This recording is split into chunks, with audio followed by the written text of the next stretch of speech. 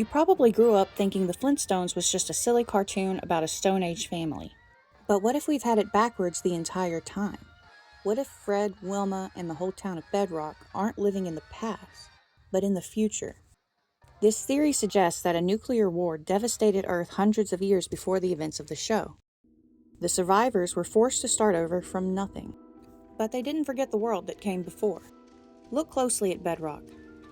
The characters celebrate Christmas. They have televisions, record players, and telephones. They understand modern family structures, modern conflicts, and modern conveniences. Why would a prehistoric society have any knowledge of these things? The theory says they know because they lived it. After civilization collapsed, generations rebuilt using whatever they could find. Without factories or advanced manufacturing, they improvised. Birds became record players. Crabs became seatbelts. Dinosaurs became construction cranes. And the dinosaurs themselves? Nuclear radiation mutated surviving animals. That's why mammoths and dinosaurs coexist. They aren't from different prehistoric eras. They're mutants, living in the same post-apocalyptic world. Some of them even speak English. Now consider the Jetsons. The two shows aired around the same time, created by the same studio. What if they exist in the same timeline? According to this theory, when the nuclear disaster struck, the wealthy escaped to cities built in the sky.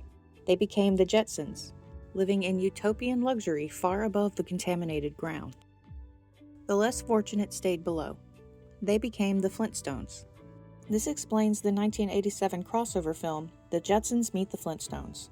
In the movie, Elroy Jetson builds a time machine meant to take his family to the future.